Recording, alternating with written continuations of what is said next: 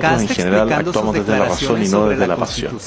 Aquí hay muchas personas que Respondiéndole a José Antonio Cast. Muy bien, veamos. Él hace una pregunta bastante directa en donde nos pregunta directamente cuáles son los bordes o cuáles son los artículos que eh, nos ponen de cierta manera en peligro en este momento dentro de esta nueva constitución. Y como bien él explica, hay personas que no la han leído, pero lo cierto es que la gente no es tonta. La gente con simplemente ver el borde 5 y leerlo es más que suficiente para saber para dónde va toda esta constitución, todo este proceso, el cual dice: Chile es un Estado social y democrático de derecho. Ya con eso creo que no hay más que decir. Pero bien, si nosotros seguimos leyendo y entramos más a profundidad dentro de las enmiendas que ya están aprobadas, nosotros vamos al artículo número 5, inciso 1, y al inciso número 2, y nos damos cuenta que ahí dentro están redactados los tratados internacionales, y por tanto ahí dentro tenemos los derechos humanos, los cuales nosotros ya sabemos qué significan, pero también dentro de eso tenemos a la ONU. Luego, si nosotros seguimos leyendo, nos damos cuenta que tenemos el artículo número 10, inciso 1, el cual nos damos cuenta que por mucho que del inciso 1 hacia abajo se hable bastante de la materia corrupción, pero lastimosamente ninguna de estas enmiendas impide el globalismo. Luego nosotros seguimos leyendo artículo número 11.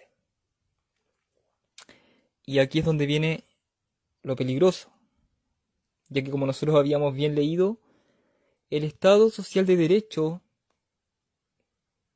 va muchas veces en contra de la democracia. Y aquí es donde nosotros dice el artículo 11, inciso 1, B.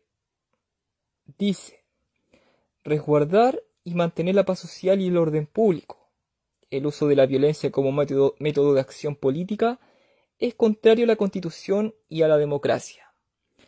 Esto quiere decir que si el día de mañana nosotros nos queremos manifestar haciendo uso de la fuerza, lastimosamente la Constitución, las leyes, se nos vienen encima. Y esto también lo dice el inciso número 2 del artículo 11. Esto quiere decir que tu democracia está en juego. Esto quiere decir que si el día de mañana a nuestro país no le agrada un político o no le agrada una dictadura, lastimosamente la fuerza como método de manifestación y de lucha va a ser penada a tal punto que en el artículo 17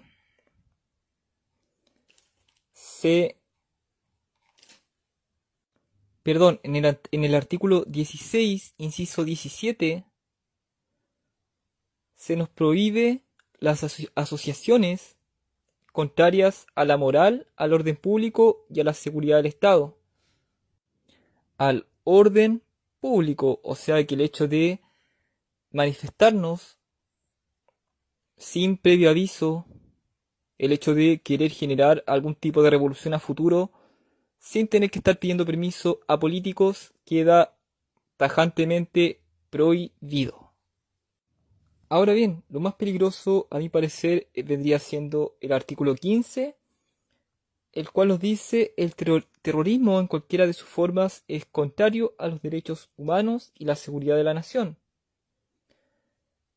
Y cuando nosotros vamos al diccionario y buscamos terrorismo, dice: forma violenta de lucha política mediante la cual se persigue la destrucción del orden establecido o la creación de un clima de terror e inseguridad susceptible de intimidar a los adversarios o a la población en general. Esto quiere decir que si el día de mañana el pueblo se levanta contra el gobierno, serán acusados de terroristas. ¿Y qué va a pasar con los terroristas? Veamos.